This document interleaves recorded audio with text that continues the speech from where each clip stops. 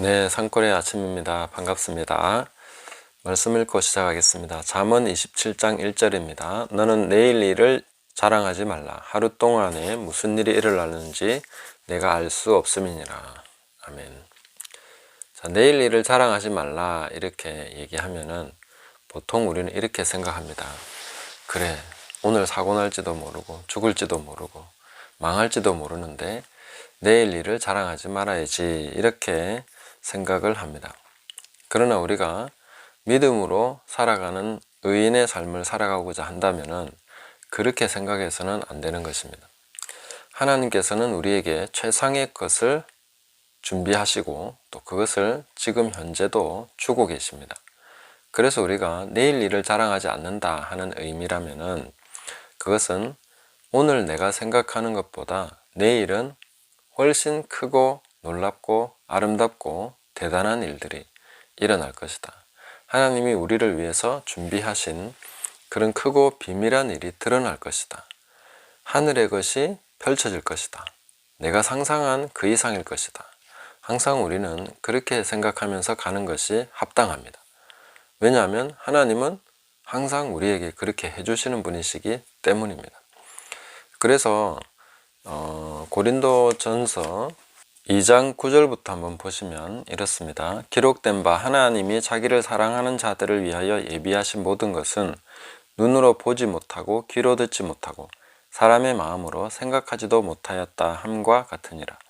오직 하나님의 성령으로 이것을 우리에게 보이셨으니 성령은 모든 것 곧 하나님의 깊은 것까지도 통달하시느니라. 아멘. 그래서 하나님이 자기를 사랑하는 자들을 위하여 예비하신 모든 것은 우리가 상상하는 그 이상인 것이죠. 눈으로 보지 못하고 귀로 듣지 못하고 사람의 마음으로 생각하지도 못하였다 함과 같으니라. 물론 이 본문은 우리가 예수님의 십자가에 대해서 말씀해 주시는 내용입니다. 그러나 우리가 예수님을 믿고 예수님의 십자가로 말미암아 우리도 역시 믿고 살아가는 사람들이고 의롭다 하심을 받았고 하나님의 크신 그 경륜 안에 들어와 있습니다. 그래서 우리는 우리 삶을 내가 생각했던 것보다 훨씬 더 크고 아름답고 놀랍게 쓰실 것이다 하는 것을 항상 기대해야 됩니다. 그런 기대가 하나님을 기쁘시게 합니다. 그런 기대가 하나님을 더 영화롭게 합니다.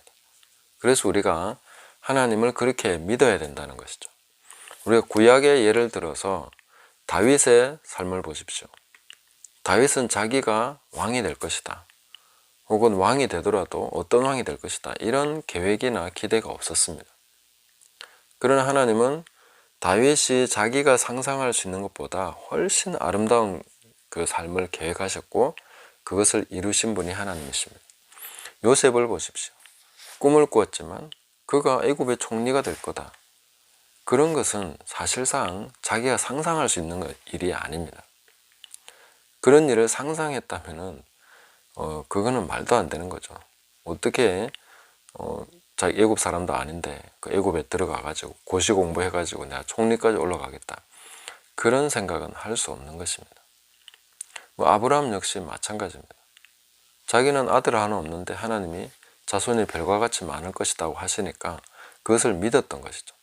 그게 어떻게 이루어질지 모르니까 하가를 취하기도 하고 이렇게 했었는데 그것이 다 하나님의 계획을 오히려 방해하는 것이었습니다. 내일 일을 자랑하지 말라. 내일 하나님이 더 큰 일을 행하실 건데 오늘 이거 가지고 내가 자랑하면서 그것을 제한하면 안 된다는 것입니다.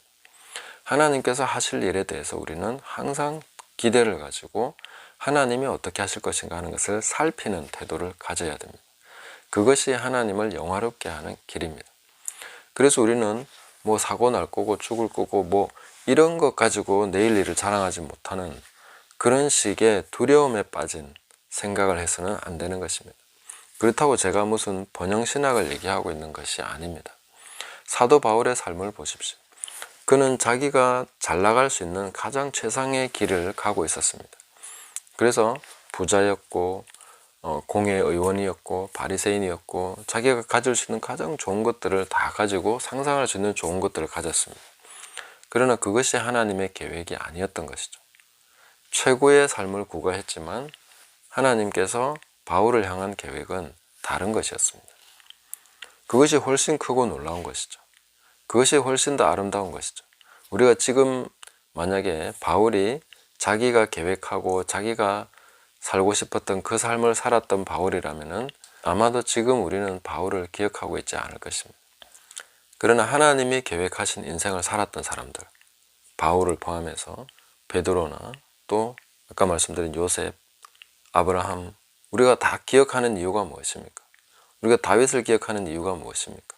하나님이 그 삶을 향해서 행하신 것들이 있기 때문에, 하나님이 이루신 것 때문에, 하나님이 그 계획을 이루셨기 때문에 우리가 그를 기억하고 있는 것이죠. 오늘을 살아가는 우리도 마찬가지입니다. 하나님이 하실 일이 훨씬 더 크고 놀라운데 왜 내가 지금 가지고 있는 조그마한 이런 것 가지고 자랑하면서 살겠냐 하는 것입니다. 하나님의 계획을 우리는 바라봐야 되고 기대해야 됩니다. 사람이 하려고 하면 제한되어 버립니다.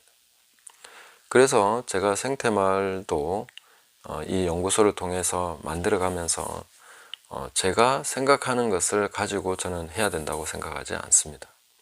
왜냐하면 하나님은 더 좋은 것을 계획하고 계시기 때문에 제가 알지 못하는, 지금 제가 보지 못하는 그런 것들을 하나님께서는 계획하시고 지금 진행하시고 이루어가고 계십니다. 근데 괜히 내가 이 조그마한 거 가지고 지금 뭔가 좀 됐다고 자랑하고 그런 가지고 하나님을 멈추게 하면 안 된다는 거죠. 하나님이 계속 하시도록 우리는 내일 일을 자랑하지 말고 하나님을 자랑하는 것이죠. 내일 일을 자랑할 것이 아니라 하나님이 하실 일을 기대하면서 그분을 높여드리고 그분께 기대와 믿음을 드리는 거죠. 그래서 사람이 마음으로 자기의 길을 계획할지라도 그 걸음을 인도하는 자는 여호와시다. 저도 마음에 어떤 계획이라는 것은 있습니다. 그러나 그 계획대로 할 것이다. 꼭 이 계획을 이루어야만 좋은 것이다. 그렇게 생각하지 않는다는 것입니다.